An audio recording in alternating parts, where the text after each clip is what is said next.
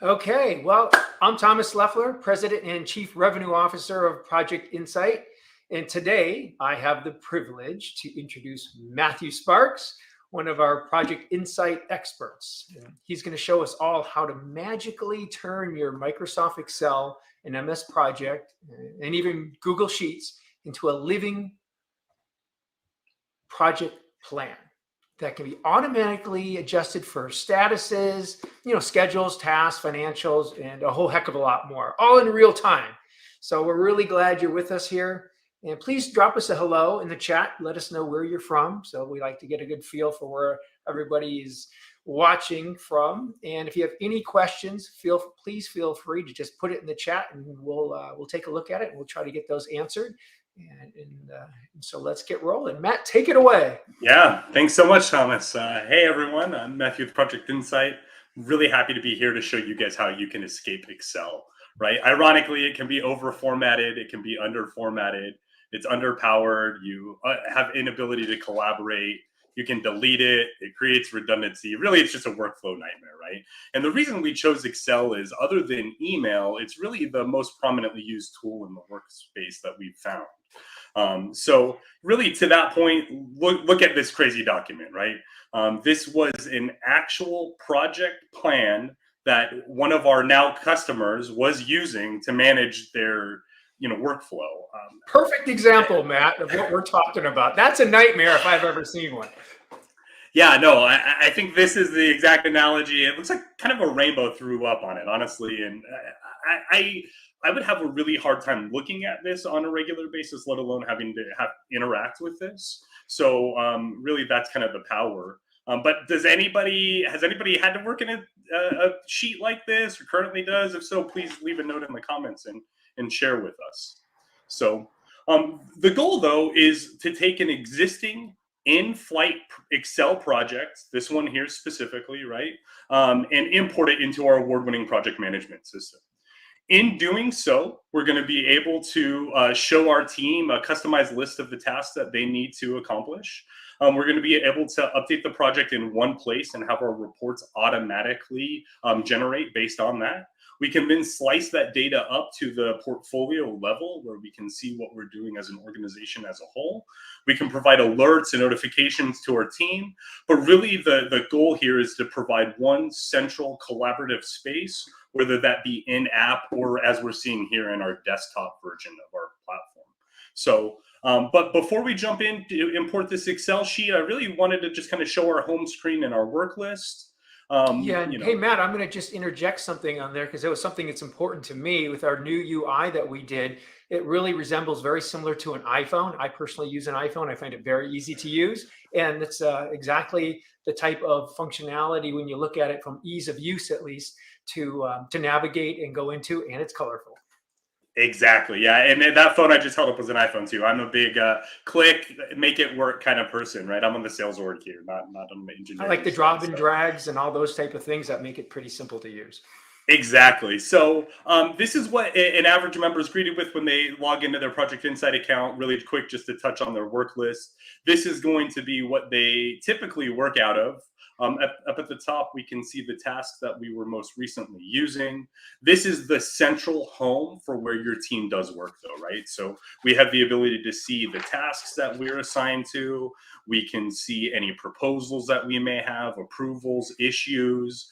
We get a high level of the name of the task, the project it's associated with.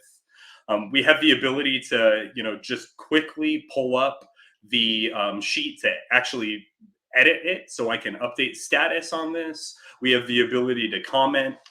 If I go ahead and actually tag one of my colleagues in here, it's going to translate through to whatever devices we've set up. So whether that's Slack, Teams, email, it'll also then reside on notification on the phone as well. We're a full functioning time tracking system, so we have the ability to track off of time built in inherently in our system. So, but really, before we can get here and start running, we've got to walk, right? And we're using Excel. So what do we do? Really, we're going to take a blank project that we've created. I've aptly named it Project Daydream, right? And we're going to go ahead and import the list there. To do so, simply click Import Tasks. I'm going to be prompted whether or not I want to import via Excel or if I want to import via project. My choice here, Excel is what we're doing though. And by the way, for all White, of you that are listening, Matt is more than happy to show you how to do this for your own projects. absolutely, yeah, So please. his information will be at the end of the webinar. Yeah, 100%. Once we get into the home, like many of the pages in our tool, access is extremely important, right? Obviously, choose a file. Most people know how to use this. If I didn't, though, I can simply pop this up, have a quick video that pops up. I'm not taken to a separate documentation page unless I want to. I have the ability to download a template as well that I'm using. For what we're doing, though, pretty simple. We're going to just go ahead and import our Excel sheet here, close it out so we don't have an error, and upload. Pretty breezy. Very And nice. yeah, I'm gonna be a little cheesy here and quote someone, Emeril Lagasse. Bam, right there. Now we have something that we can collaborate with. We have the ability to use this as a team. So I specifically did not assign any team members projects. I wanted to just show how simple it was to do within our tool. So what I'm going to do here is just run through here. I'm going to bulk select a few of these. And I'm going to subtle brag here, guys. This is something I'm going to actually get to assign Mr. Leffler, who is my boss, some work. Thanks a lot. Like I don't have enough to do in the whole day. Well, hey, take a little bit more, sir. Okay. Take a little bit more, but so you guys are all bear witness to this. But gonna hit save, and now the same work list that we were on when we were viewing, just generally speaking, this user that I'm in, we can pull up Thomas's, which will have no tasks on it. Okay, so when we see my screen here, I have 0 tasks on mine, which we'll be able to see in a quick moment. And then I will hit reload. Let's see here. Okay. There we go. I'll go in and hit reload and see what he gave me. Oh, thanks. He gave me a whole bunch of stuff. There you go. So that's where the magic happens. Exactly. That's exactly where the magic happens, right? So all I did was simply go in there, assign, and boom. I didn't have to update a spreadsheet. I didn't have to then send an email. I don't have to follow up with him. Everything's here for us to visualize. Now, on the project level, we have many different views that you can use to interact within your projects. One most popular ones is that of our Gantt chart. This is going to give us a really quick visual representation of our project as a whole. So we'll quickly expand all. We'll see quickly it's just the tasks that we were just using previously. We can scroll down. Everything here, just like the system as a whole, is just point and click, drag and drop. I can change the relationships between these tasks. I can quickly see what's been complete by seeing the completion bar as shown through here. If I want to go ahead and create these dependencies and actually build my waterfall out live, it's just as simple as drag and drop. And this is one of the most popular charts that we have. And quite frankly, it's one of the most popular charts in project management software, period. Exactly. And as you can see here, we use something called intelligent scheduling. So we're seeing our waterfall be built. These were actually the tasks that I just gave him. We would see those change on his availability as far as what he needs to do there. So that's the key power there. We do have sprints built in if you're using that methodology, though. The 3 Kanban boards are really popularly used. So we have the ability to run a planning, an assignment, or status. For what our workflow is right now, let's jump into the assignment, as we still have some work to divvy out between some of our colleagues here. And as you can see, dragging and dropping and letting go, it's all I need to do to get my project taken care of within my team's flow. So that's simple, no emails, just drag and drop. An added piece to this that we use internally a lot is, we collaborate on documents all the time, right, Thomas? Sending PDFs, everything back and forth, just like most teams.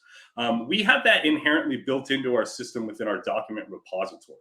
So you have the ability to link what your team may be using as an existing tool, whether that be SharePoint, Google Drive, or you can use the native app to just drag and drop. Hey Matt, that You was know, that was me before using project management. yeah, this guy right here, just asleep Yeah, at the keyboard. Yeah. right. Oh, yeah. I think we've Guilty all as been there. charged. Yep. I'm more of the, I'm going to hit my head on the top of the keyboard and have that little line here from being frustrated. But very simple, very easy to see. You can just drag and drop. Personally, out of these memes, which I did hand select, let us know what your favorite is if you don't mind. But this is mine because I can get a little nerdy with Excel, or I used to be able Nice. to. So have the ability to go ahead and share this through all tasks on the projects, or make it visible to clients, which we do have a client view as a part of our enterprise level. So on our exit through the project, kind of view that we have access to, I do want to show the overview, as it is a really powerful way to start drawing up to the reporting aspect of what you can do in our tool. Which is another To tool kind of that's very popular that our customers look at frequently.